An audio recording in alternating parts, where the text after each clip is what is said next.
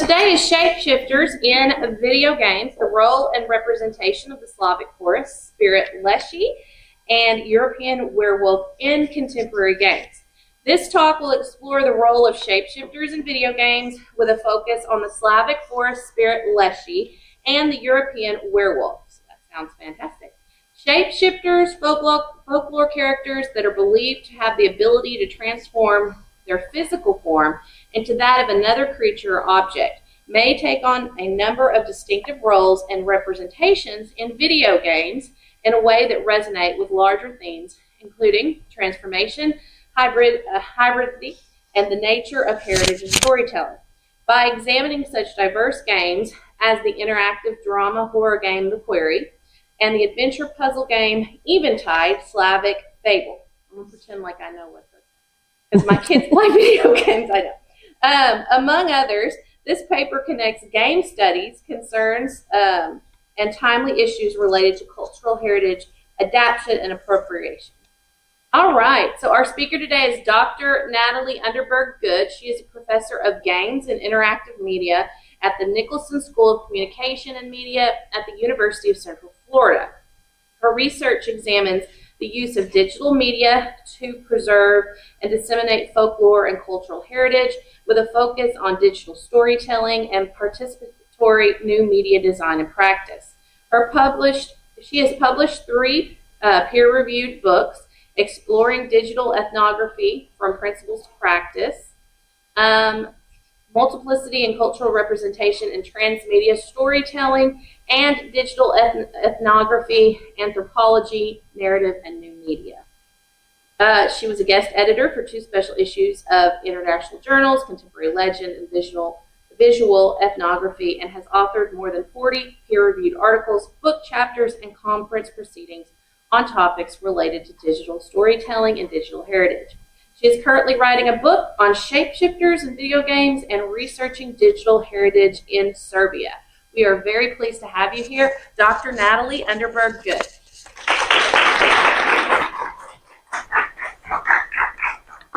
Thanks so much for the invitation. Again, you can hear me just fine without the microphone. Okay, great. So I'm going to talk about Leshy and werewolves in 5 different games. I'm looking at first Leshy lore, and then werewolf lore, and then at the conclusion kind of bring it together. So we can go to the next slide, please. So after I briefly introduce the shapeshifters and the games, I'll talk about how they relate to issues like was mentioned before, transformation, hybridity, and otherness. And then I'll bring them back to kind of a reflection on how these games overall relate to heritage discourse. So how do they talk about and kind of understand the value of heritage? So first, the shapeshifters in the games. We have first Leshy. Is the cool-looking forest guy right there? Yeah. The Leshy is generally regarded as a forest spirit, derived from the word les in a forest, meaning forest in Russian. And Ivanitsa refers to the Leshy as the spirit master of the forest, the master of the forest and all a guardian of the creatures within it, who helps determine the success or the failure of the hunt. In the next slide. So Leshy can take a number of forms, but in general appears in a kind of humanoid, human-like form. For example, he may be portrayed as, quote, a peasant without a belt who has the power to change his shape and height from that of a blade of grass to that of the tallest forest tree. He may also appear as an otherwise like regular human, but with something off, right, that kind of gives him away. So maybe he is wearing his shoes on the wrong feet, or his kaftan is like a button the wrong way. So the Leshy is a nature spirit associated with the forest area, exists alongside other nature spirits in Slavic mythology, like a water spirit. And whether the Leshy is considered kind of harmful, capricious, or something else differs across time and space. So the people who tell it in the time period that the Leshy stories are collected from. So the next one. So in European folklore, moving to werewolves, werewolves typically refer to humans who transform into wolves at night, craving human flesh and or animal flesh. They're often portrayed as having, a human-like form, but with wolf-like creatures, with fur covering their body, sharp teeth and claws, and considered really strong, right? They pose a mortal danger to humans. Next slide. So the nature of their shape-shifting may vary. Some are said to change shape at will, while others may be compelled to transform outside of their own will. The nature of werewolves helps them stand in for themes like hybridity, the idea of the other, as these creatures kind of navigate this balance, right, between their beast side and their human side. And now the games. So first, the Leshy games. There are two games I'll talk about: Eventide, Slavic Fable, and Inscription. I don't know if anyone heard of either of those games. Inscription, yeah, it's really cool. So Eventide is a 2015 adventure/puzzle game set in a Slavic heritage park called Moorland. It's created as a collaboration between the Polish game development studios, the House of Fables, and Artifex Mundi. The game's protagonist is your botanist, Mary Gilbert, who's the granddaughter of the park's curator. It's her baba. And she's summoned back to Moorland to save an endangered flower called the fern flower. Along the way, she helps to save her grandmother and all the park's inhabitants from this mysterious creature called Baruta, which you can see in the background here. And so as an adventure/puzzle game, you do this by doing things like solving puzzles, including creating various like healing concoctions, completing hidden object games, and talking to other characters. And so the next slide for Inscription is a 2021 roguelike deck building game created by Canadian game designer Daniel Mullins. And in this game, the player is engaged in a series of card games against these scribes. So there's 4 of them, and Leshy is one of them. And there's 3 others. There's a robot, there's a skeletal figure called Grimora, and a magician called Magnificus. But in addition to these encounters with the scribes, the card games you play against them, there's this kind of meta-narrative running through the story about a character named Luke Carter, who comes across this kind of cursed edition, or like the last remaining digital edition of Inscription, and there's a conspiracy associated with it. So there's a couple levels. There's 3 acts in the games, and then there's this kind of game-long meta-narrative. Next slide, please. And then the werewolf games, we're going to look at 3 of them. The Beast Within, Gabriel Knight Mystery, The Quarry, and The Wolf Among Us. So The Beast Within, Gabriel Knight Mystery is an oldie but goodie, a 1995 point-and-click adventure released by Sierra Online, one of the foundational companies associated with adventure games. It was designed by Jane Jensen. In this game, the series character Gabriel Knight, who's working as a shadow hunter or a Schattenjäger, investigates a series of killings around Munich associated or attributed to a werewolf. So the game is designed like an interactive movie with live action scenes, and that alternates with in-game locations generated by computer. And the next game is A Quarry. Anyone play The Quarry from 2022? Yeah, that's a fun game. Interactive drama horror game developed by Supermassive Games, in which players control 9 teenagers who must survive the night at Hackett's Quarry summer camp, where they're being pursued by werewolves and sometimes turning into them. Player choices influence the game's storyline and ending, as well as the characters and their relationships. So then finally, The Wolf Among Us is an episodic mystery/drama adventure game released in 2013-14 by the late great Telltale Games, based on Bill Willingham's Fables comic series. You play as Fabletown Sheriff Big B Wolf, who investigates a series of mysterious deaths in his hometown. So the people in his hometown are all like people from fairy tales and stories like that. Next slide.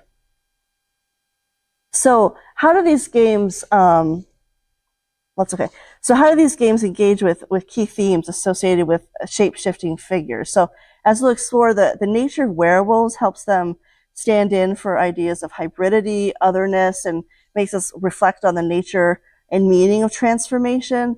Whereas the Leshy's role he has a dual role as kind of a protector figure and a trickster figure who can kind of lead you astray.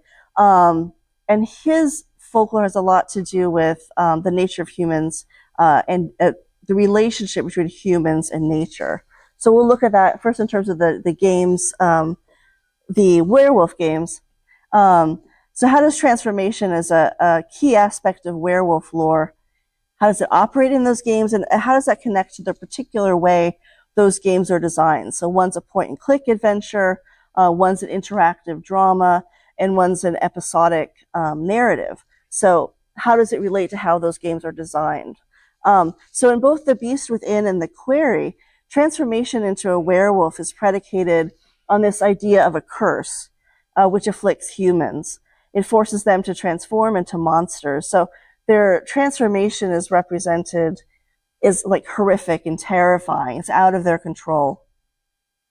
And while the two games have those similarities, they also have differences in terms of how they, the emphasis they have on the role played by folklore, as well as the connections between the dynamics of curses, the idea of infection, and werewolf transformation. So the next slide. So in The Beast Within, repeated reference is made to werewolf lore, which is in the game a combination of European werewolf lore, cinematic or other contributions that come from popular cultures, understanding of the belief creature, and some additional elements created for the game that fit within the kind of the larger game cosmology. So the importance of this lore is reinforced in multiple ways throughout the game. For example, we see this particularly in the significant role, given to werewolf-related exposition in the game. So you spend a lot of time wandering the Ritter ancestral castle, reading books. So there's a lot of kind of exposition there. So you read a chapter in a book about werewolves called The Ways of the Werewolf. So it outlines the various routes to werewolfery and traces along a kind of symptom-ridden path to transforming into a werewolf. So this lore provides the information the player needs to be able to recognize werewolves in the game, right, and take action. Both the fully transformed ones as well as the ones that are in the process of becoming one. So there's a grouchy character, the Baron von Sell. A lot is made of how he used to be a nice person, and you're seeing him kind of becoming more and more, aggressive. And there's another main character, the historical Bavarian, last king of Bavaria, Ludwig II, who plays a significant role in the game. And he's said to have started, going mad and roaming the woods at night after being bitten by in a hunting accident. So next slide. So while The Beast Within both more closely, although not terribly closely, follows the representation of in European folklore of werewolves, and it's set in a specific German, specifically Bavarian cultural context. In The Quarry, the figure of the werewolf really only generally draws upon the idea that the audience might have their concept of a werewolf, as being some kind of supernaturally tinged monster that transforms. So it's referred to as a werewolf in the game, but its appearance is more distorted and grotesque and much less furry. And its transformation is more instantaneous and bloody than in other representations. So werewolves in The Quarry are tall, skinny. They have this kind of grayish, purplish skin, long protruding tongues. And with the exception of the character Nick, who I'll talk a little bit more about in a moment, the characters transform almost instantly. It's not a process over time. They literally explode out of the humans that they were a moment ago, and so it's copious blood splatter, right? It's a good horror game. But it serves to reinforce this idea of infection. So in The Quarry, the idea of a werewolf, curse is largely there to explain the transformation, the monster's transformation, and the dynamics of infection, how people get infected, helps to drive the story's branching style narrative, right? So choices that you make help determine who gets infected, who transforms, and who lives or dies. Next slide. The Werewolf in The Wolf Among Us, on the other hand, is a reimagining of the big bad wolf from the popular European folk tales, fairy tales, Little Red Riding Hood, and the Three Little Pigs. So he's not a werewolf because of a curse per se, but rather his werewolf nature is kind of an inherent part of him. It emerges partially or its entirety in specific situations, especially when his anger kind of threatens to overwhelm him. So more precisely, his role in the fairy tales is that of a wolf, right? While his representation in the game conflates that wolfish representation with aspects of werewolf lore, right? Particularly it's the idea of transformation.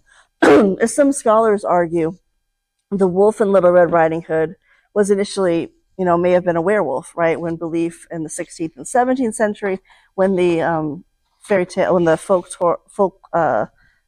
folk narrative emerged, belief in werewolves in Europe was more prevalent. So Bigby's werewolf nature, you can think of as kind of part of his very self, rather than something alien that he transforms into. And he has visible signs of werewolfness that will be revealed through full or partial, it went ahead, a full or partial transformation, becomes an external sign in the game of his interior journey or his conflict. So rather than kind of being an either or situation, like you're man or beast. The next slide. Thank you. So second, how does each game engage with these werewolf themes about hybridity and otherness as these characters confront their dual nature? And they struggle with the idea of the potential for change. In both the Query and the Beast Within, werewolves represent the game's major threat.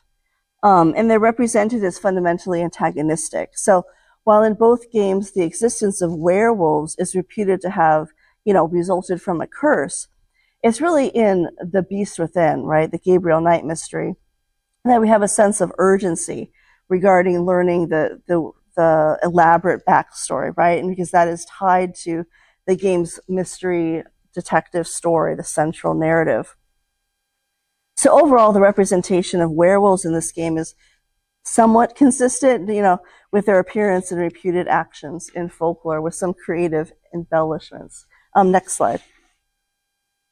So the potential for a dual or a hybrid nature definitely is a way to describe or think about the main character, Gabriel Knight. His potential dual nature is kind of alluded to in the game by multiple characters. So by the main game's antagonist, Baron von Glauer, as well as his assistant Grace. And Gabriel Knight functions as kind of like a mythic, hero. So he is tempted to evil like other mythic heroes, and as he's trying to avoid turning into or transforming into a werewolf permanently, you see him on the right here, like suffering and trying not to turn into a werewolf forever after he gets bitten.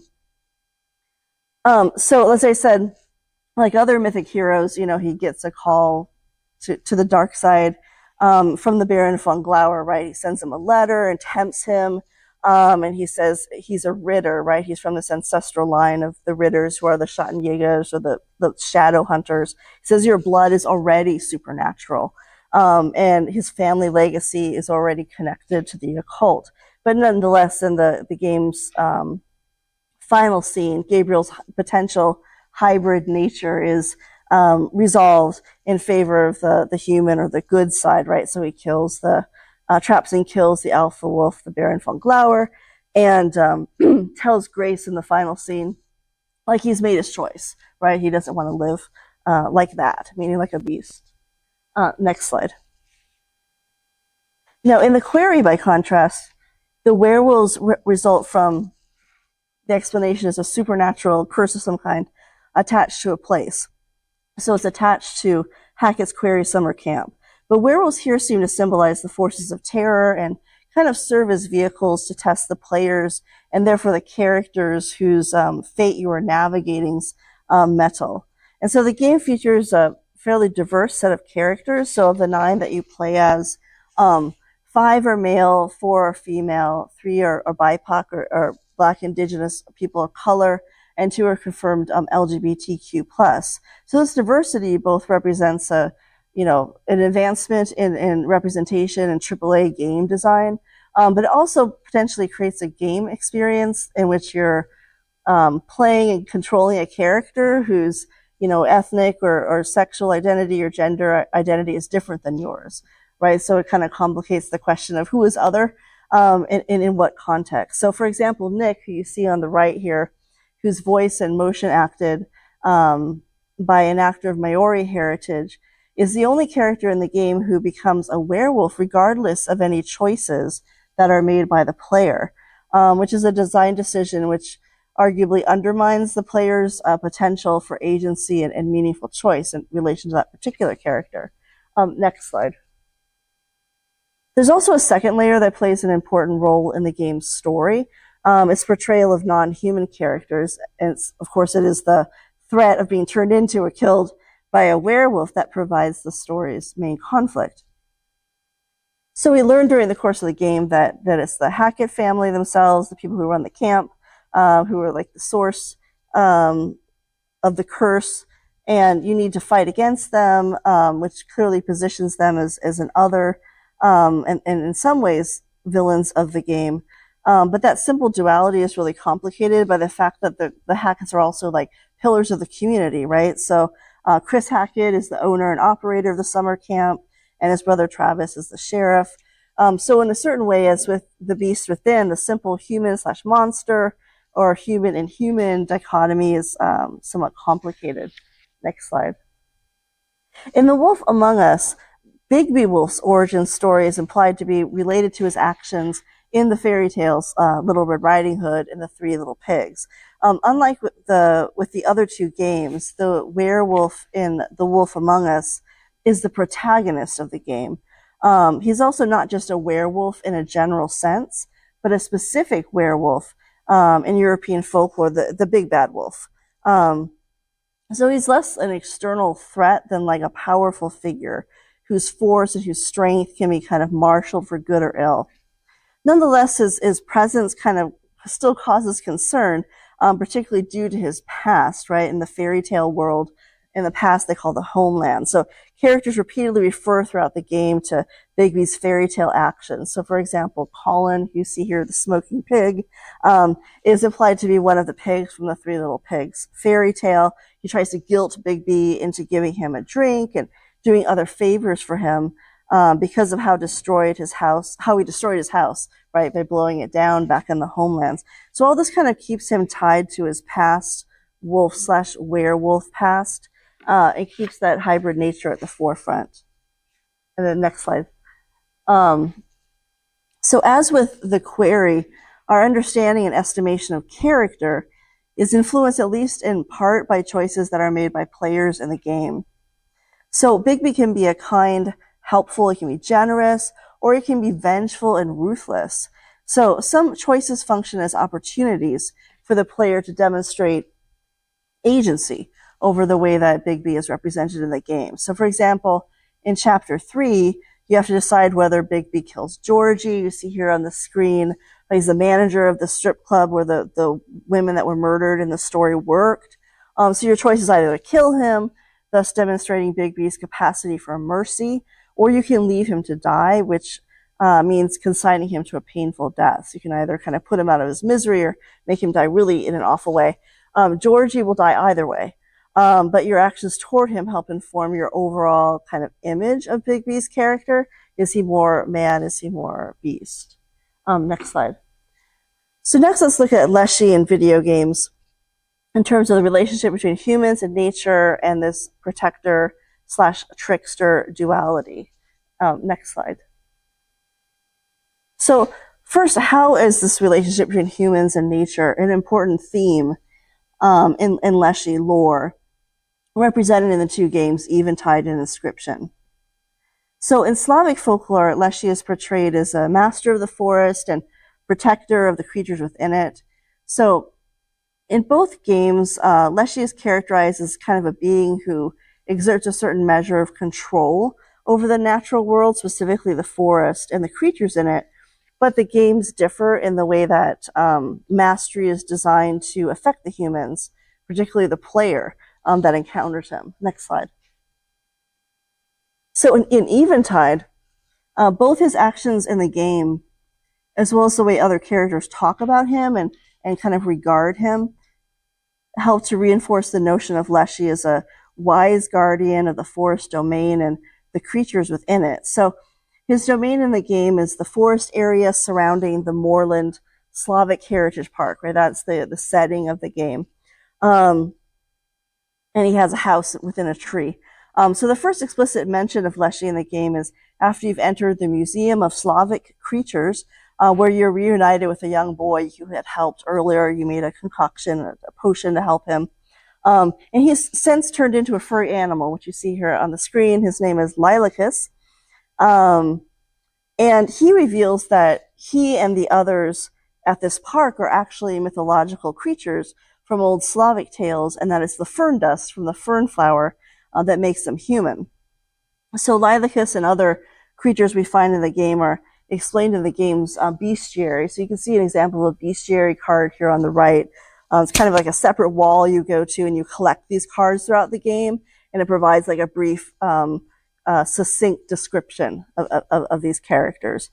And so they represent different Slavic belief characters, as well as others that are from other cultural backgrounds and other ones that may have been made up for the game. So it's kind of a interesting collection.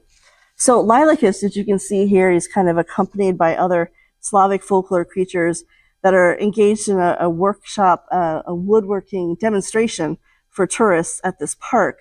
Tells you must find Leshy, quote, an old guardian who lives in the forest, and he can help you save your grandma and the creatures in the park from the evil Baruta. So the Baruta character is like the antagonist in the game. He's also featured in the bestiary. They describe him there as like half man, half goat, although he may look like a nobleman. And so Leshy tells you, Lilacus tells you, Leshy is smart, he will know how to deal with Baruta. So next slide, please. So later in the game, while attempting to cross the water to reach Baruta's castle, you're attacked and your boat topples into the water. And so you're saved by this fish creature called Aquarius, who's described in the bestiary as a demon of the lakes, rivers, and seas who requires an annual sacrifice of a chicken. In a tangential way, he may relate to a Slavic water spirit, but only very tangentially. There's no Aquarius, and nothing looking like that in Slavic folklore. But I think it's meaningful because he clearly establishes himself as like, he is in the domain of the water, right? And he tells you need to go to Leshy. His domain is the forest. So it kind of reinforces the idea that Leshy is kind of in charge of this forest land area. Next slide, please. So in Inscription, too, Leshy is designated as a kind of master of the natural world, particularly the forest. But we meet him not as a potential helper, but as the antagonist who poses a danger to the player. So Leshy's domain for much of the game is his cabin, and by extension, the woods that surround the cabin. So while in the first act of the game, and remember I said there's 3 acts in the game, you're largely restricted to his cabin. So you're kind of trapped in the cabin with him, having to play this card game with him. The card game that you're playing also places you by way of the board that you are traversing. You're seeing your pawn move across the board. It literally kind of puts you within the forest environment, even though you were within his cabin. And it also, at points through his narration, Leshy's narration about the setting is reinforced by occasionally you're seeing like the walls of the cabin dissolve, and as he's saying, you're surrounded by this misty forest, like you see the misty forest around you. So those are some of the ways that it's reinforced that you're within his forest domain. In Inscription, too, this is the right slide, Leshy is designated as a kind of master of the natural world, particularly the forest. Sorry, I'm on this one. Through his knowledge and his command of the beast cards, because remember you're playing this card game with him, and his knowledge of the rules of the game, which he occasionally kind of messes with arbitrarily. And the game essentially involves deploying and sacrificing animals. That's actually the origin of the game, was this idea of sacrifices must be made. By doing so, Leshy appears to have great knowledge of and control over the so-called like the beasts of his realm, which goes along with his designation in the games as scribe of beasts, and Leshy folklore, right, is the master of the forest domain and the creatures within it. So the card game features a variety of creatures, squirrels and wolves and so on, along with other objects from the natural, particularly the forest world, like a fir tree and a tree stump. So those are the cards that you're playing, and you're deciding how to sacrifice in an optimal way. So in Act 2, the game changes to a 2D pixelated kind of retro version of the game. So the first act is more like 3D realistic, and the 2D in Act 2 is very much intended to be reminiscent of 1980s games with the pixelated graphics. It's very flat. So when you meet Leshy, you see him encouraging you to, quote, inscribe, right, referring to the game's title, inscription, the creatures in his realm by taking their picture. So taking their picture is something that Leshy does in the game, and he encourages you to do. You have to take pictures of the creatures in order to be able to advance in the game. So other characters will talk to you if you take pictures of them. And so kind of, bless you, in that way, it kind of implicates you as the player in the role of the master of the natural domain. Next slide. So second, how do the games Eventide and Inscription portray this dual role of Leshy as protector of nature on the one hand, and a trickster who can deceive the humans who wander through his domain? In Slavic folklore, Leshy is characterized as having a potential for a dual nature. So as Ivan puts it, quote, sometimes he is a powerful, dreadful spirit from whom one cannot always escape, even with the help of prayer. Sometimes he descends to the rank of a simple, somewhat stupid folk devil whom a clever peasant can easily outsmart, end quote. So while Leshy is portrayed as potentially powerful in both games, his characterization is more dualistic. In Inscription, Eventide very clearly kind of compartmentalizes his potential duality within the bestiary. He's like trapped in that card. So in addition, while Leshy is consistently has the character of being a wise forest guardian in Eventide, in Inscription, he changes appearance and even manner of speech throughout the game. In fact, you don't see him until you've been playing the game for like 3 hours.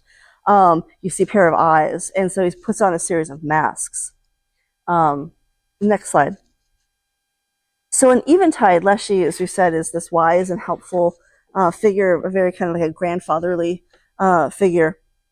So while his dual nature, as I said, is hinted at in the bestiary, you can see his bestiary card here on the left. And so in the bestiary card, it describes him as confusing travelers, which is consistent with his portrayal in Slavic folk narrative as one who, can lead unsuspecting peasants astray. And also describes him as that he helps the good people. But throughout the course of the game itself, Leshy is clearly like a helpful figure. So not only does he not confuse people, he actively helps them locate things in and navigate through the forest by providing access to his telescope. So when you go to his house, you see here in the upper level over there to the right, he has a telescope he invites you to go and look through so you can find things. He's helping you through the forest. So the function of a telescope is to help you find things, right, in your landscape. So in the game, he invites you to look through it, see if you can find, you're looking for your Baba, your grandma, so that you can find her and rescue her. Next slide. So he then gives you a quest to find the oldest tree in the forest and cut a pine cone from it using an ancient sickle and throw it into a sacred fire, which you see here also at the top of his domain. As a result, you get a vision. So Dobrohochki, I think, is the figure that appears, and he's described in the bestiary as a forest demon who punishes people and helps the good at heart. He tells you your next quest, which is to find Tubber, which is, according to the bestiary, a household imp and guardian of good hygiene. And he's kind of the part of the park that's part of like Slavic baths. So you can like buy Slavic baths, which is an actual fun thing. And so during the inscription in Act 1, this is like when you finally see Leshy, like 3-some hours into playing the game. That's about, and I had to brighten that to be able to, so you can see it a little bit more clearly. So you primarily interact with Leshy, seeing these eyes, and primarily through his dialogue. So his dialogue appears at the top of the screen. And through playing this card game against him, right, and moving through the board game. So there's a lot of characterization which has to happen through his dialogue, and that's all. Next slide. So during the course of gameplay, Leshy not only speaks as himself, explaining like the various creatures, features of the creatures in his domain. He also dons a series of masks as he presents and plays the role of characters in the game, and the characters you might encounter in the woodland setting. So there's a pelt trader, there's a prospector, there's a wood carver, an angler, and a mycologist, which is someone who studies mushrooms or fungi. And so the characters are also associated with particular props. So you see the mask, you see him holding, like the angler's holding an angler's hook, and the prospector a pickaxe. You see, again, that's brightened way up to be able to see it. At times, Leshy also delivers narration to help set the scene. So he may say things like, "The trees seem to close in around you as a chill mist descended." And others, he speaks dialogue in the voice of the character whose mask he's wearing. So when he's the prospector, he might say things like "get" and "you're." So there's kind of a consistency to the voice of those characters. Next slide. So this is in Act 2. This is the screenshot from the 2D pixelated version of Leshy in Act 2. The characters that he brought to life through his mask, through his props, and his narration are actually separate game characters with whom the player interacts, and he calls them his subordinates. So you have to beat Leshy in Act 1 and Act 2 to get to Act 3, and then Act 3 has a lot to do with this meta-narrative, which only tangentially relates to Leshy, but he plays an important role near the end of Act 3 when, make this very brief, there's this curse, apparently inscription disc, and the antagonist character, the robot, PO3, is trying to upload this file, old .data, which is going to cause like great havoc, right? So Leshy helped prevent that. You see him near the end of Act 3 becoming like a heroic character. So he rips off the robot's head and says, "Now it is done." And this is an act which helps to precipitate actions by the other scribes that help to erase this data. Of course, erasing the data erases the scribes. So our final kind of meeting with Leshy, he's a more tragic figure. You see on the right here, if you go back, his hand is reaching across you on the board, like you play one last game with him. As you see the game being erased, like all the assets and the around you are being erased, and he shakes your hand. So he's kind of no longer the menacing master of the forest. He knows his time is at hand. Next slide. So to wrap this up, I want to look at these games, kind of zoom out a bit, and ask how they relate to the way that we think about or use or talk about heritage. So next slide. So I think one orientation towards heritage in these games is what I'd term instrumental, meaning that it functions to help provide key information and knowledge that the characters need to solve the story's central mystery or to survive. So in the query verbal folklore genres, like there's a limerick we see scribbled on the prison wall. There's a legend we learn about through a podcast that a character listens to that plays an important role in the game in helping us understand the origin of the werewolf curse. And the Beast Within, the Gabriel Knight mystery, sprinkles that werewolf lore over a larger body of in-game text. It is an example of kind of late 90s game design with a lot of exposition. So you travel all around Bavaria, gathering library tomes, historical letters, and diaries. But it accomplishes a similar end, which is to give the player the information that they need in order to solve the murders, apparently being committed by a werewolf. And next slide. Another orientation towards heritage we see in these games, you might describe as nostalgic. So we see this in The Wolf Among Us, where folklore is represented by a long ago homeland, right, where the fairy tales characters had their origin stories and they emigrated from. So they emigrated to this like modern New York. And in the fairy tale world, they lived lives consistent with the plot of well-known fairy tales like Little Red Riding Hood, Snow White, etc. And characters in the game repeatedly express nostalgia for this past fairy tale world. So Ichabod Crane character, Crane, wistfully remarks, our stories used to be so simple. We had a beginning, middle, and end, but things have gotten so confused. Bigby Wolf, though, has a more ambivalent attitude towards this fairy tale past and this heritage, since he was the villain there, right?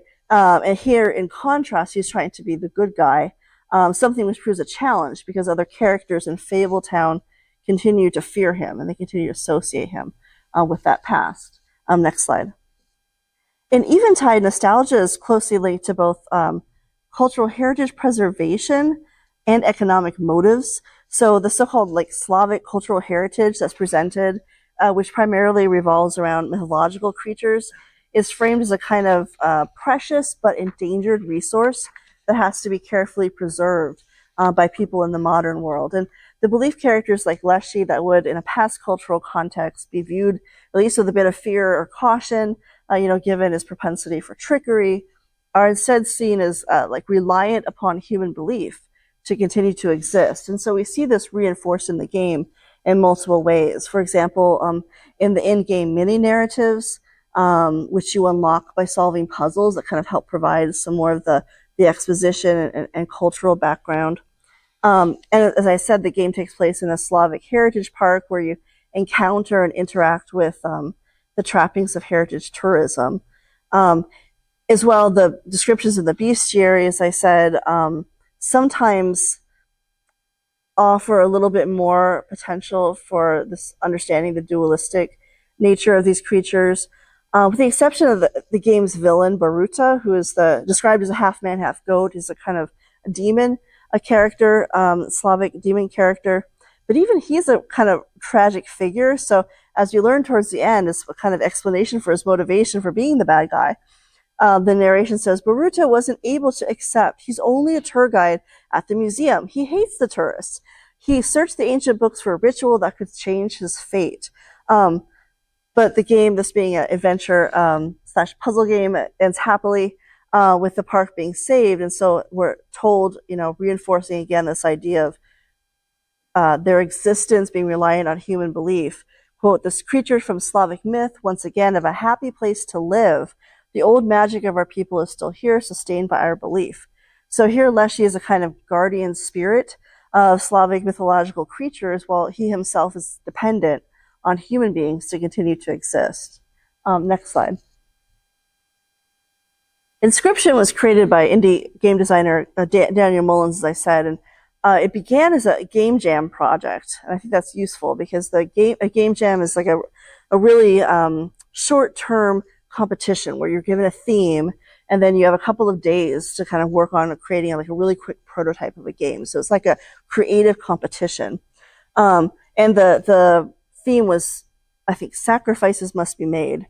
And so you learn a little bit about Mullins's engagement with heritage, such that it is in an interview, he recalls how Leshy came to be in the game. Like, why is the Slavic folklore character there with a robot and a magician and the skeletal figure, right?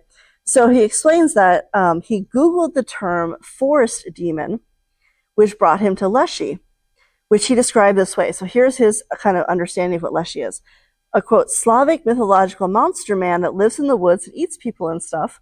And there's this haunting painting that was in some Slavic magazine that you can find if you Google Leshy. And I think it's this picture from a 1906 Russian magazine. He then asked his 3D artist to create Leshy based on that. Next slide. So, Inscription's Leshy, I think, is an example of ad hoc addition. That's kind of its orientation to heritage. It's an ad hoc addition that he needed a character to fulfill the role of this kind of forest domain master, right? And he said he even thought of the game as akin to Pokemon, where you have these gym leaders. So he had these characters that were like these gym leaders. So I don't think anyone would think of this game as like particularly, educational or serious or respectful adaptation of Slavic cultural heritage. It's an ad hoc insertion. Yet, I think if you look at it another way, I wonder if you didn't maybe accidentally reveal some creative ways that audiences could interact with a folk belief character. So Leshy's penchant for disguise by adopting different masks and his props and his voices, or his tendency to confuse and disorient the player by arbitrarily changing the rules of the card game while you're playing it. Act out through the mechanics of gameplay some of the aspects of being or interacting with a trickster figure. So done a different way with a team of subject matter experts and cultural consultants, I wonder if some of the ideas from a game like this might not be useful for, let's say, a museum that's trying to create a compelling experience for young kids, for example, to learn about mythology. So I'll just end there by kind of posing the question for further thought. What are the possibilities and challenges for bringing the designers of these diverse kinds of games into a more productive dialogue? And that's it.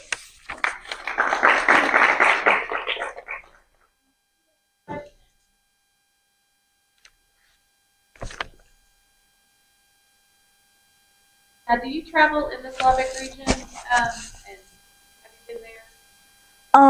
My family is Slovak, so I've been there. But actually, this will be my second trip to Serbia. Okay. So, yeah. And you're going there in November? Or? December. Okay. All right. Yeah. So, because I have some contacts there, I'm just really interested in kind of the development of the digital heritage and cultural tourism sector there. There's a lot going on in Serbia right now. I don't know if you follow the news, but there's still protests all the time about this accident, this tragedy that happened at a train station like a year ago now, and that people are still protesting. So it's kind of an interesting wrinkle, I think, in that research. Is there another area of the world you want to study after you study Slavic games? Well, where I spent more of my career is in Peru. So I've done research in Peru since 2000. And I've lived there on and off for probably a little over a year and a half total. So that's really where I do a lot of my like ethnographic research. So Eastern Europe and Central South Europe is like kind of a newer thing for me. Yeah. All right, guys. Thank you very much for being here. We'll be here again tomorrow at 9:30 with Dr. Hanson. Thank you, guys.